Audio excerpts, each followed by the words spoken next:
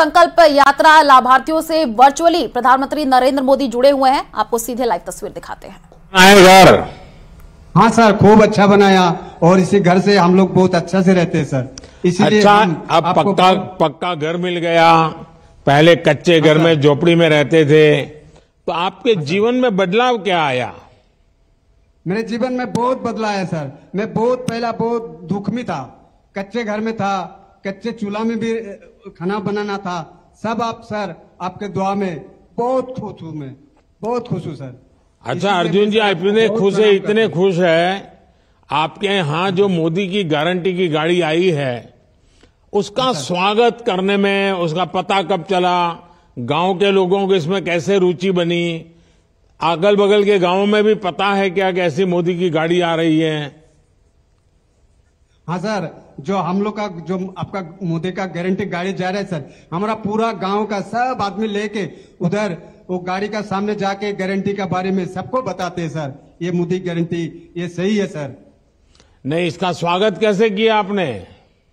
हाँ, सब आदमी, हमारा गांव का जितने पड़ोसी आदमी है सबको लेके सर हम लोग को गाड़ी का सामने आके आपको बारे में सर स्वागत किया है सर। अच्छा अर्जुन जी, आपसे बात करके बहुत अच्छा लगा।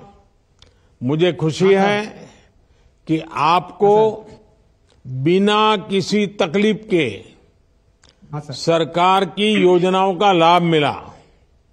मुझे ये देखकर भी अच्छा लगा कि आपके यहाँ विकसित भारत संकल्प यात्रा को लेकर गांव में लोगों में बहुत उत्साह है। हाँ सर, तो मुझे अच्छा लगा। आइए अब देखते हैं कौन मोदी की गारंटी वाली गाड़ी के पास कहां से जुड़ रहा है। अब मध्य प्रदेश के देवास चलते हैं, जहां से रुबीना खान जी जुड़ी हैं। रुबीना जी नमस्ते। हाँ नमस्ते सर, आदरणीय माननीय सर को मेरा बहुत बहुत नमस्कार, प्रधानमंत्री जी को, और मेरे 1,03,000 दीदी समूह की दीदियों की तरफ से भी आपको बहुत बहुत नमस्कार। कितने दीदी समूह? 1 लाख दीदी, हमारे आजीविका मिशन में 1,03,000 दीदियां जुड़ी हैं, उनकी सबकी तरफ से आपको बहुत बहुत नमस्कार। तो आप ये 1,03,000 दीदी की लीडर हैं? नहीं सर, मगर हमारे जिले में है, समूह में है, हम सब संगठन में हैं एक। अच्छा रुबीना जी, पहले अपने विषय में बताइए, आप क्या करती हैं, कैसे इस काम से जुड़ गई आप?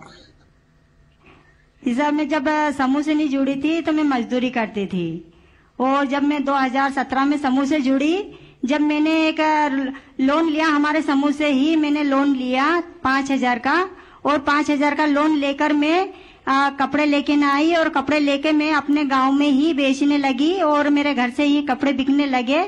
जब मैं धीरे धीरे और ज्यादा मेरी आय बढ़ती गई तो मैं और भी माल लेके न आती गई। जब मेरा काफी बढ़ गया, 3-4 महीने हो गए, जब मेरे घर वाले और मेरे पति ने निर्णय लिया कि क्यों ना अपन अब, क्योंकि मोटरसाइकिल से साइकिल से माल नहीं बेच पा रही थी मैं, तो मैंने Maruti van, second hand Maruti van खरीदी। मारुति वैन लाई आप? जी सर, मारुति वैन लेके नहीं। मेरे पास तो साइकिल भी नहीं है और आपके पास मारुति वैन है।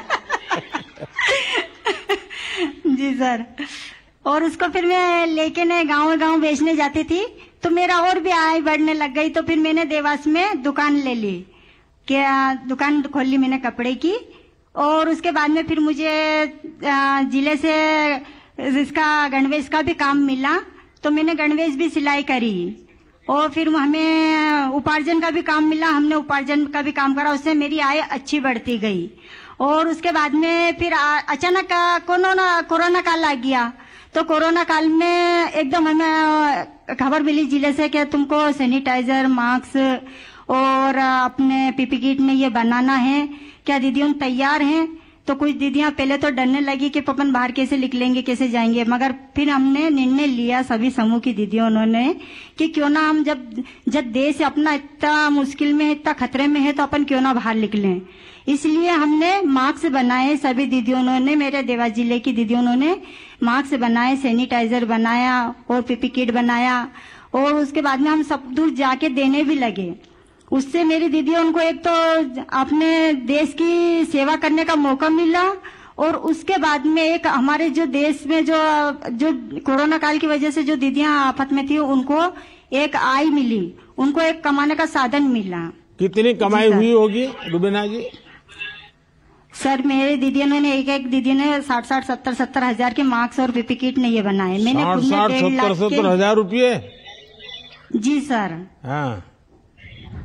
अच्छा रुबीना जी, आपने तो क्लस्टर रिसोर्स पर्सन यानी सीआरपी रूप में भी काम किया है, उसमें आपके अनुभव क्या है? जी सर, मैं गाँव जागरने लगी। पहले गांव में जाके दीदियों को जागरूक करने लगी और दीदियों को समझाने लगी कि भाई जो अपन समूह से जुड़ेंगे तो अपन को अपनी सरकारी योजना उनका भी फायदा मिलेगा। पहले क्या है कि दीदियों को कुछ योजनाओं का फायदा नहीं पता था, मगर जब हम समूह से आजीविका मिशन से जुड़े तो हमें समूह का और आज जो सरकारी योजना चल रही है उनका हमें पता चला और उसका हम फायदा दीदियों लेने लगी।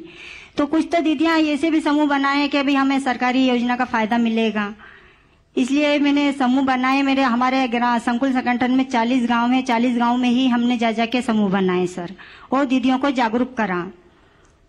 रुबीना जी, आपको शायद पता होगा, मेरा एक सपना है, उस सपना पूरा करने में आप मेरी मदद करोगी? बिल्कुल सर, आपकी बिल्कुल मदद करेंगे कि हम हमारे देश को एक आत्मविश्वास बहुत अच्छा वो बनाए देश। नहीं, लेकिन फिर काम बहुत करना पड़ेगा। आत्मनिर्भर देश बनाए सर, और जैसे हम आत्मनिर्भर बने हैं ऐसे ही हमारा देश पूरा सारी दीदियों अपने आप में आत्मनिर्भर बने और पूरा मेरा देश आत्मनिर्भर बने। अच्छा रुबीना जी, मेरी एक इच्छा ऐसी है जी कि मुझे